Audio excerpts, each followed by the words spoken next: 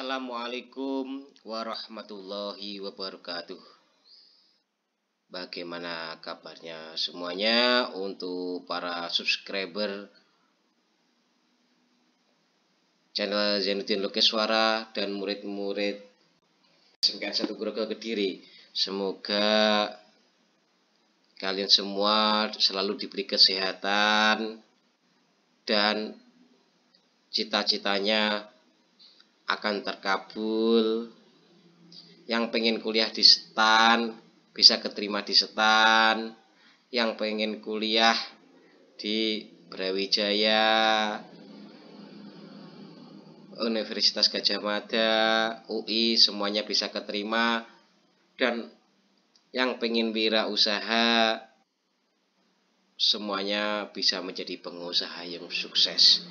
Mari kita berdoa bersama-sama menurut kepercayaan dan keyakinan masing-masing. Berdoa mulai.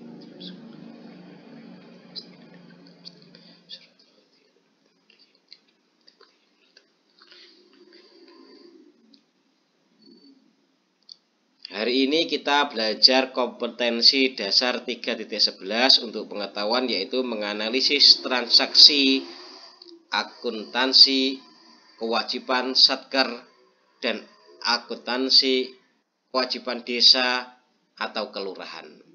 Dan untuk keterampilan yaitu 4.11 melakukan pencatatan akuntansi kewajiban satker dan akuntansi kewajiban desa atau kelurahan.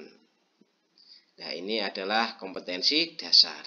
Nah, selanjutnya kita masuk ke materi, yaitu pertama kita materinya yaitu akuntansi kewajiban satuan kerja.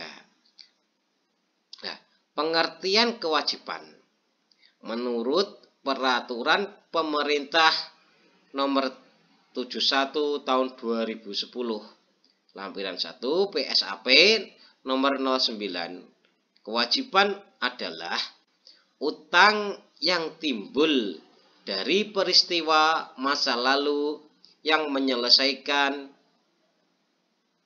mengakibatkan aliran keluar sumber daya ekonomi pemerintah.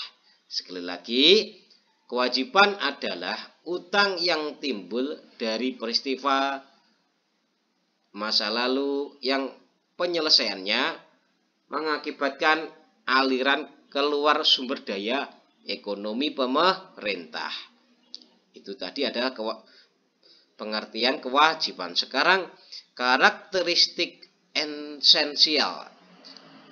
Ya, karakteristik esensial kewajiban adalah bahwa pemerintah mempunyai kewajiban masa kini yang dalam penyelesaiannya mengakibatkan pengorbanan sumber daya ekonomi di masa yang akan datang. Kewajiban umumnya timbul karena konsekuensi pelaksanaan tugas atau tanggung jawab untuk bertindak di masa lalu dalam konteks pemerintah. Kewajiban muncul antara lain karena penggunaan sumber pembiayaan pinjaman dari masyarakat, lembaga keuangan, entitas pemerintah lain, atau lembaga internasional. Kewajiban pemerintah juga terjadi karena perikatan dengan pegawai yang bekerja pada pemerintah atau dengan pemberi jasa lainnya. Yang B, yaitu sekarang klasifikasi kewajiban. Kewajiban dikelompokkan menjadi dua, yakni 1. Kewajiban jangka pendek. Kewajiban jangka pendek merupakan kewajiban yang jatuh temponya kurang dari 12 bulan setelah tanggal pelaporan. Jenis kewajiban jangka pendek pertama yaitu A. Utang perhitungan pihak ketiga atau disebut PFK. Utang perhitungan pihak ketiga adalah utang yang terjadi pada saat pemerintah menerima hak atas barang termasuk barang dalam perjalanan yang telah menjadi haknya. Contoh, utang taspen, utang iuran jaminan kesehatan, utang PPh pusat, utang PPN pusat, utang taperum, utang iuran wajib pegawai, utang perhitungan pihak ketiga lainnya, dan utang jaminan. Yang B, utang transfer. Utang transfer adalah kewajiban suatu entitas pelaporan untuk melakukan pembayaran kepada entitas lain sebagai akibat ketentuan perundang-undangan. Contoh, utang transfer pemerintah daerah lainnya. Yang C, utang bunga. Utang bunga adalah biaya bunga dari utang pemerintah yang belum dibayar. Contoh, utang bunga kepada pemerintah, utang bunga kepada pemerintah daerah lainnya, utang bunga kepada BUMN atau BUMD, utang bunga kepada bank atau lembaga keuangan bukan bank, utang bunga dalam negeri lainnya, dan utang bunga luar negeri. Yang D, bagian lancar utang jangka panjang. Bagian lancar utang jangka panjang adalah bagian dari utang jangka panjang yang akan jatuh tempo dalam suatu periode tertentu. Sekali lagi, lebih lengkapnya, bagian lancar utang jangka panjang adalah bagian dari utang jangka panjang yang akan jatuh tempo dalam satu periode akuntansi. Contoh, bagian lancar utang dalam negeri sektor perbankan, bagian lancar utang dari lembaga keuangan bukan bank, bagian lancar utang pemerintah pusat, bagian lancar utang pemerintah provinsi lainnya, dan bagian lancar utang pemerintah kabupaten atau kota. Yang E, pendapatan diterima di muka. Pendapatan diterima di muka adalah penerimaan pembayaran di muka atas penyerahan barang atau jasa.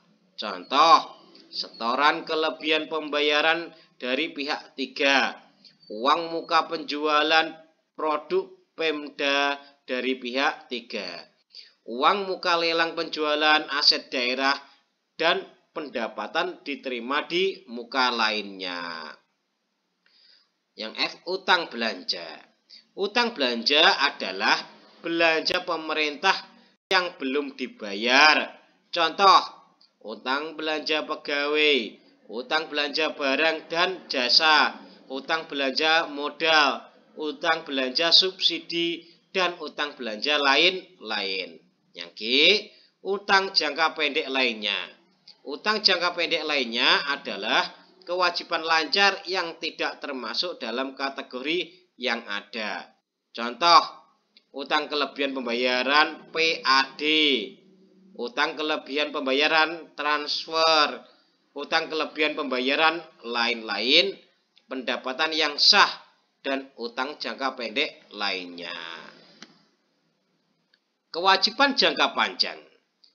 Kewajiban jangka panjang adalah kewajiban yang jatuh temponya lebih dari 12 bulan setelah tanggal pelaporan. Selain itu, kewajiban yang akan dibayar dalam waktu 12 bulan dapat diklasifikasikan sebagai kewajiban jangka panjang jika A, jangka waktu aslinya adalah untuk periode lebih dari 12 bulan. B, entitas bermaksud untuk mendanai kembali atau refinance kewajiban tersebut atas dasar jangka panjang.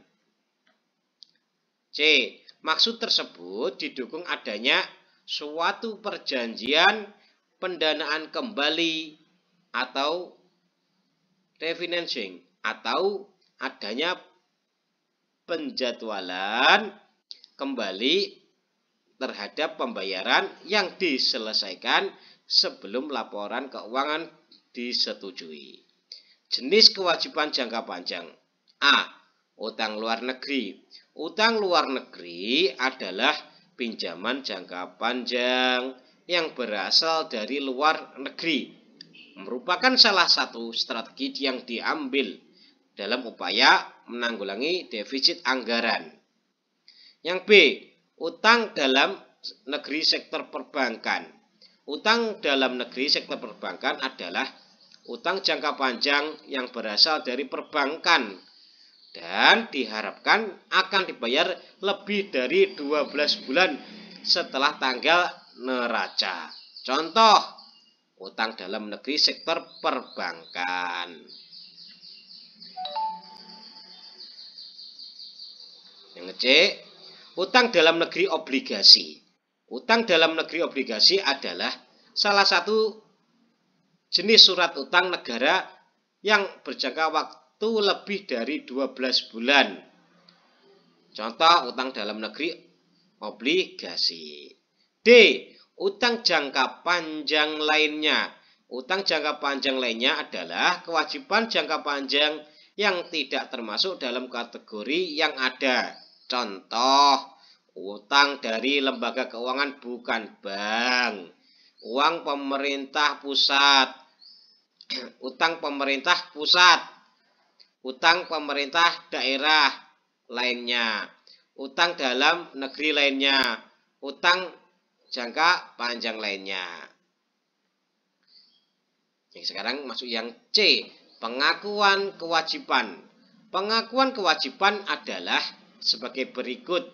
Kewajiban diakui jika besar kemungkinan sumber daya ekonomi akan dilakukan untuk menyelesaikan kewajiban yang ada sampai saat pelaporan dan perubahan atas kewajiban tersebut mempunyai nilai penyelesaian yang dapat diukur yang andal. Yang dua, kewajiban diakui pada saat pinjaman diterima dan atau pada saat kewajiban timbul. Yang ketiga, kewajiban dicatat sebesar nilai nominal.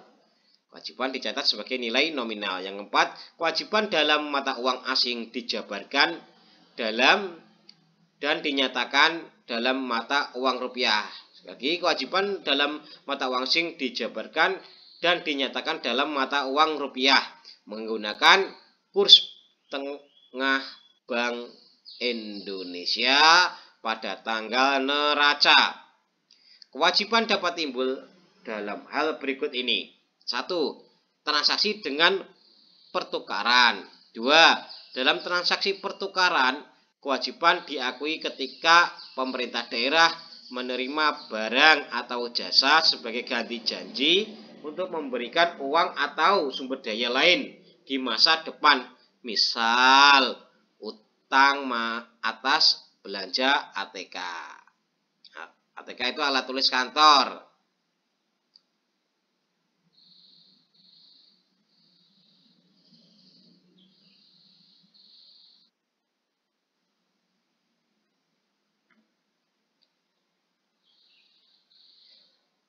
Yang tiga, transaksi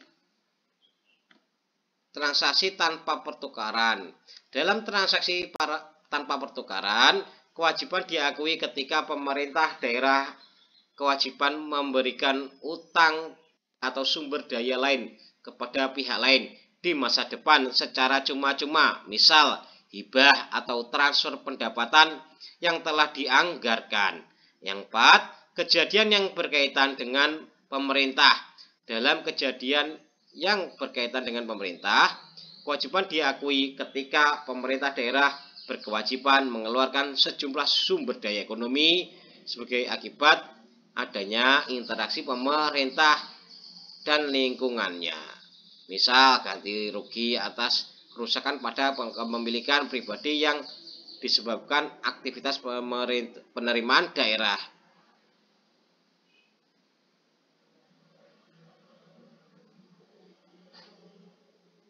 Yang kelima, kejadian yang diakui pemerintah.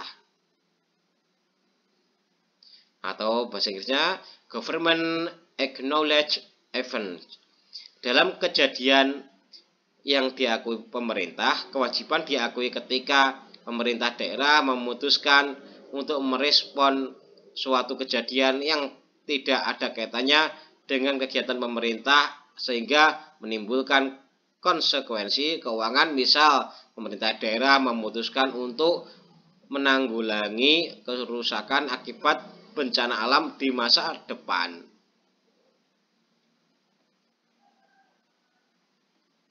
Ya, terima kasih. Hari ini materinya itu aja. Semoga bermanfaat di dunia dan akhirat dan mendapatkan ilmu yang bermanfaat di dunia akhirat dan menjadi orang-orang yang sukses bagi para subscriber. Terima kasih. Wassalamualaikum warahmatullahi wabarakatuh.